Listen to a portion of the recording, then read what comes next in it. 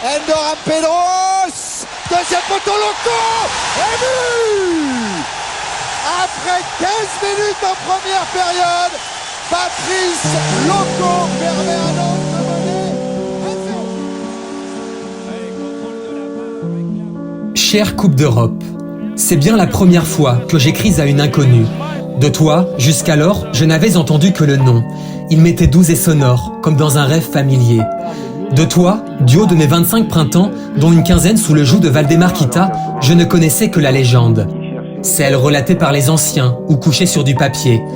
Le frémissement de la première fois face aux partisans Belgrade en septembre 66. Le vol de Turin 30 ans plus tard, après le bonheur de Moscou et le rêve brisé d'une génération dorée.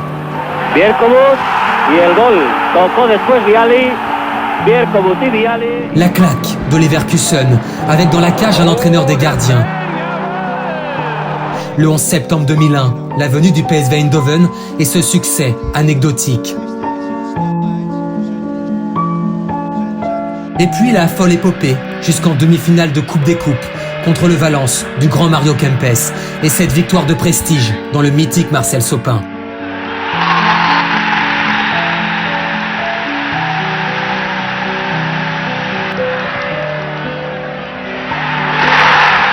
Et puis il y a eu tous les autres, Arsenal, l'Inter Milan, le Celtic Glasgow, l'Atlético Madrid, le Standard de Liège, le FC Porto.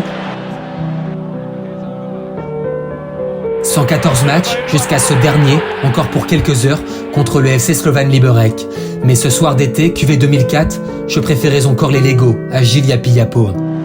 Alors ce soir, 18 ans plus tard, dans ce champ de ruines qu'est devenu le Nantes FC, à la Beaujoire et nulle part ailleurs, nous entreverrons enfin une petite lumière. Son éclat ne durera qu'un temps, nous le savons, 540 minutes pour sûr, au moins jusqu'à l'enfer du Pirée, mais dans notre histoire récente, les effluves enivrants de l'Europe n'ont pas de prix.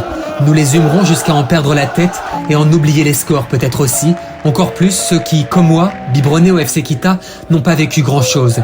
Il y a certes une forme de folie et de schizophrénie à vouloir admirer l'œuvre d'un homme dont nous honnissons à l'unisson ou presque le travail à longueur d'année, mais nul besoin d'être expert en art pour savoir que l'architecte de ce succès n'est pas son président, plus souvent à Paris ou dans les airs qu'à la Genelière, mais celle d'un groupe, staff compris, revenu d'entre les morts, qui a croqué, non sans un certain talent, à pleines dents, la saison d'après. Alors ce soir, du nord au sud de la Loire, de la Bretagne à la Vendée, et même jusqu'au cabinet du préfet, retentira le vacarme des retrouvailles avec l'Europe. Partout, le peuple nantais plongera, pour la première fois ou non, dans la fièvre européenne, celle du jeudi soir, qui exalte la passion et donne des frissons. Qui a coupé la trajectoire de ce ballon. Et tout le monde le croyait au-dessus. Puis dans quelques jours, nous sillonnerons le continent pour écrire nos propres souvenirs, pour l'expérience plus que pour cette présidence, pour l'honneur de l'institution plus que pour la partition de ses fossoyeurs, et surtout pour kiffer l'Europe avec les potes, comme le chantent si bien nos amis alsaciens, de l'Azerbaïdjan à la Grèce en passant par l'Allemagne. Et dans quelques années enfin, peut-être que certains gamins d'aujourd'hui se souviendront de ce jour de septembre contre l'Olympiakos, comme le jour où ils sont tombés amoureux du Nantes FC.